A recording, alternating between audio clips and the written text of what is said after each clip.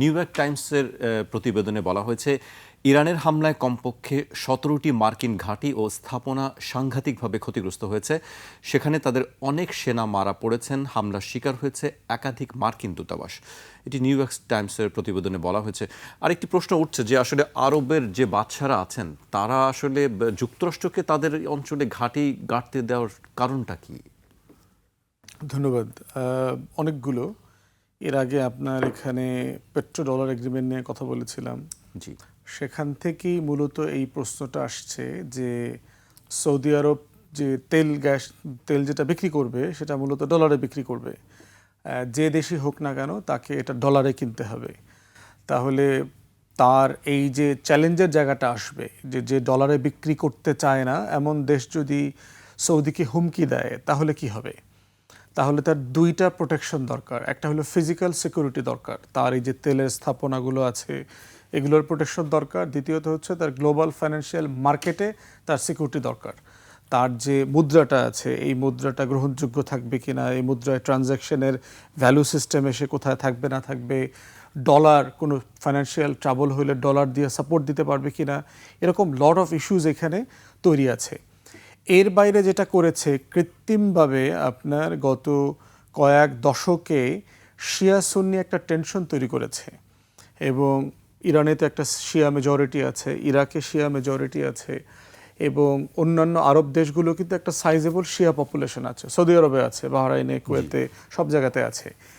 এই শিয়া পপুলেশন এবং ইরান দ্বারা ব্যাক্ট হয়ে সৌদি আরবে ক্ষতি করতে পারে, তারপরে ক্ষমতা থেকে এই রাজা বাচ্চাদেরকে চ্যুত করতে পারে, এই রকম একটা টেনশন কৃত্রিমভাবে আমেরিকায় হাইপ করেছে ওয়েস্টার্ন মিডিয়াতে, শিয়া সুন্নি টেনশন।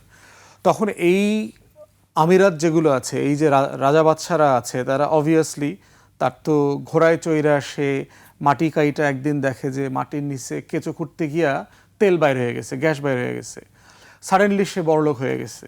আল্লাহ রসুলের হাদিসও আছে আপনার যে শেষ জমানাতে আসবে যে লুঙ্গি পরে ওই স্যান্ডেল পরে যারা হাঁটতো উঠে করে তারা একসময় অনেক ধনী মানুষ হয়ে যাবে, মরুভূমির ভিতরে বিশাল অট্টালিকা হবে, কিয়ামতের লক্ষণের কথা বলা হয়েছে। তো এখন সেরকম অবস্থা হয়েছে, যাদের দাদারা আমাদের দেশে ভিক্ষা করতে আসতো, খুব বিখ্যাত ভিক্ষুক আছে কিন্তু আপনার হজের মৌসুমে যারা যাইতো আমাদের অঞ্চল থেকে তাদের ঠিকানা রেখে দিয়ে অন্য মৌসুমে তারা আবার বাংলাদেশে ভিক্ষা করতে আসতো এই আরব থেকে। তো সেই ভিক্ষুকরা তো আজকে বিলিয়নিয়ার হয়ে গেছে সাডেনলি। এখন তার প্রোটেকশনের প্রশ্ন আসছে। আপনার বাসায় আপনি দরজা জানলা, তারপরে কলাপসিবল গেট, বাইরে দারোয়ান কখন রাখেন? যারা বস্তিতে থাকে তার তো দারোয়ান লাগে না, কারণ তার ঘরে চুরি করার মতো জিনিস নাই। সেই নিরাপত্তার জন্য যুক্তরাষ্ট্রকে এখানে ডেকে আনা হয়েছে বা জায়গা দেওয়া হয়েছে, মোটা দাগে এটা কারণ। দ্বিতীয়ত হচ্ছে ইসরায়েলের সাথে তার হস্টাইল নেইবার আছে। এখন সবসময় বলা হয়েছে যে ইসরায়েল যেহেতু তার টেরিটরি এক্সপান্ড করবে, বড় করবে, এইটা আরব বিশ্বে একটা টেনশন ক্রিয়েট করবে। তো টেনশন ক্রিয়েট করলে এটা যুদ্ধটা তো শুধুমাত্র চারপাশের প্রতিবেশীগুলোর মধ্যে থাকবে না, এটা অন্য অংশে জাজিরাতুল আরব অংশে যুদ্ধটা চলে আসবে। এই টেনশনটা রয়ে গেছে। তাহলে এইরকম বেশ কিছু কৃত্রিম টেনশন তৈরি করেছে, পশ্চিমারাই তৈরি করেছে। করে যেটা হয়েছে যে আপনার এখন মানে আমাদের তেলের অবস্থাটা দেখেন, যে আপনি প্রথমত হচ্ছে টেনশন তৈরি করেছেন যে আমার তেল নাই, আমার আমার আমার পেট্রোল নাই, অকটেন নাই। তো সাডেনলি কী হয়েছে, ব্যাপক লাইন পড়ে গেছে। তো আপনি এখন গণমাধ্যমে আসলে তেল কেনা হচ্ছে না কেন, ডিজেল কেনা হচ্ছে না কেন, বেশি করে কেনা হচ্ছে না কেন? এর ভিতরে দেখেন টেন্ডার ছাড়া সরকার 2-3টা কোম্পানিকে কিন্তু 2-3 লক্ষ টন ব্যারেল আপনার আনার জন্য চুক্তিবদ্ধ করেছে। খুবই অখ্যাত কোম্পানি, যাদের ওয়েবসাইট পর্যন্ত খুঁজে পাওয়া যাচ্ছিল না। একটা ইংল্যান্ডের রেজিস্টার্ড, একটা সুইজারল্যান্ডের রেজিস্টার্ড। তাহলে এক্স্যাক্টলি সেম পলিটিক্স আর কি, সেম ফ্রেম, যে আপনি জনগণের ভিতরে ভয় তৈরি করবেন, টেনশন ক্রিয়েট করবেন, টেনশন ক্রিয়েট করে জনগণই আবার আপনার কাছে যারা বলতে এখন করণীয় কি, গ্রামের মাতব্বরের কাছে যায় যে ভাই এখন তাহলে করবো কি, না ঠিক আছে তাহলে বিকাশ আছে, নগদ আছে, তুমি চিন্তা করিও না, তোমার মেয়ের বৃত্তির টাকা আমরা পাঠানোর ব্যবস্থা করতেছি আর কি। তো ঠিক এই ফর্মেটেই হইলো যে টেনশন ক্রিয়েট করে এখন সে আবার মাতব্বরি করতে আসে, সালিশিটা করতে আসে। তাহলে এবং দেখেন এই প্রত্যেকটা গালফ স্টেটের নিজস্ব কোনো মিলিটারি ক্যাপাসিটি নাই। ইভেন সৌদি রয়্যাল ফ্যামিলির প্রোটেকশনের দায়িত্ব হচ্ছে পাকিস্তানি মিলিটারির সাবেক একজন সেনাপতি জেনারেল রাহেল শরীফ এই ফোর্সের এখন প্রধান। বাংলাদেশেরও দেখবেন অনেক অফিসার, অনেক সোলজার কিন্তু মধ্যপ্রাচ্যের বিভিন্ন জায়গাতে চাকরি করে এবং তাদেরকে মানে অ্যাসাইনমেন্টে মিশনের মতো করে নেওয়া হয়। তারা বাংলাদেশ থেকে ধরেন 100 অফিসার নেবে, 500 সোলজার নেবে, এরকম মার্সেনারি বিজনেস কিন্তু আমাদের দেশগুলোর সাথে ইনভলভ তারা। তাহলে এগুলো এমন রাজ্য অথবা রাষ্ট্র যেটা আসলে পলিটিক্যাল সায়েন্সের ভাষায় রাষ্ট্র হওয়ার যোগ্য না। রাষ্ট্র হওয়ার জন্য তো কিছু শর্ত লাগে না, এই শর্তের মধ্যে এগুলো পড়ে না। এগুলো ব্রিটিশরা যখন সেই 1920s আপনার শাইক স্পিকার এগ্রিমেন্ট থেকে বেরোয় আসে যে এইগুলোকে যে দখল করলো ফ্রান্স এবং ব্রিটেন মিলে, এগুলো যখন স্বাধীনতার প্রশ্ন আসছে সেকেন্ড ওয়ার্ল্ড ওয়ারের পরে, যে কলোনিগুলোকে সে ছেড়ে দেবে, এটার দায় অনেক বেশি হয়ে গেছে, তো সে সম্পদটা এক্সট্রাক্ট করবে, রিসোর্স এক্সট্রাক্ট করবে উইদাউট এনি রেসপন্সিবিলিটি। তো এগুলোকে এমন একটা হালে ছেড়ে দিছে যেই হালে এই টেরিটরিটা আসলে স্টেট হইতে পারবে না। এই জন্য দেখেন তার নামগুলো রেখে দিয়েছে, সে রাষ্ট্র না, সে আমিরাত, সে কিংডম, রাজ্য, ছোট ছোট ক্ষুদ্র প্রিন্সলি স্টেটের মতো আর কি।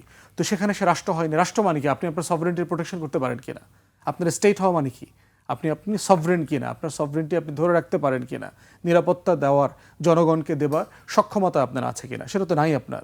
সো সেই জায়গাতে পশ্চিমারা, ব্রিটেন, আমেরিকা, এরা গত প্রায় শতখানেক বছর ধরে এই বাস্তবতাটা, এই সিকিউরিটি দ্বারা ডেলিভার করছে শুধুমাত্র নিজেদের পলিটিক্স করবার জন্য।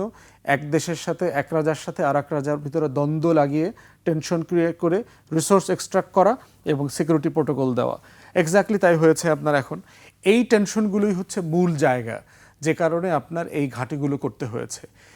এবং আপনার মনে আছে যে 9/11 হওয়ার আগে ওসামা বিন লাদেনের প্রচুর বক্তব্য আসতো, এবং দেখবেন যে লাদেন কেন মানে খেপসে বলে ধরা হয়, মানে বলা হচ্ছে যে সৌদি আরবে আমেরিকান ঘাঁটিটা ওখানকার আলেম ওলামায়ে কেরামরা কখনো মেনে নিতে পারে নাই। এটা পুণ্যভূমি মুসলমানদের ধরে নেওয়া হয়, সেরকম একটা জায়গায় তারা এসে ঘাঁটি গেড়েছে। এই বিষয়টাই হচ্ছে ট্রিগার পয়েন্ট ছিল। এই ট্রিগার পয়েন্টের সাথে আমেরিকানরাও জড়িত, সিআইএও জড়িত, এবং এটা দিয়ে অনেক রাজনীতি তারা 20 বছর 30 বছর ধরে করেছে। করে তারা গত 2-3 বছর আগে অফিসিয়ালি এই ওয়ার অ্যান্ড টেররের পলিসি উইথড্র করছে। তাহলে এখন এইটা আমাদের মতো দুর্বল দেশগুলোর জন্য তো একই সিচুয়েশন। ওই যে বলছে না যে বাংলাদেশে যদি কেউ অ্যাটাক করে আয়াতুল কুরসি পড়া ছাড়া নাকি কিছু করবার নাই, অথচ সেখানে আমরা হাজার হাজার $5 বিলিয়ন প্রতি বছর খরচ করতেছি। তাহলে আমাদের আর্ম ফোর্সেস, তার অস্ত্র, মেশিনারি, টেকনোলজি, মডার্নাইজেশন, সেগুলো আসলে কি হচ্ছে, আমরা কি কিনতেছি?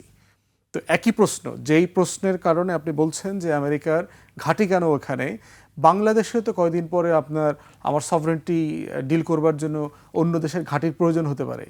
এবং ইতিমধ্যে যে আলোচনা চলছিল, আইপিএসের ব্যানারে আমেরিকা ঘাঁটির জন্য আলোচনা করছে না এখানে বাংলাদেশে। তারা কি কেন বলছে এটা? কারণ বলছে তোমার এখানে সিরিয়াস জিওপলিটিক্যাল থ্রেট আছে, আমরা তোমাকে প্রোটেকশন দেবো চায়না থেকে এবং অন্যান্য দেশগুলো থেকে।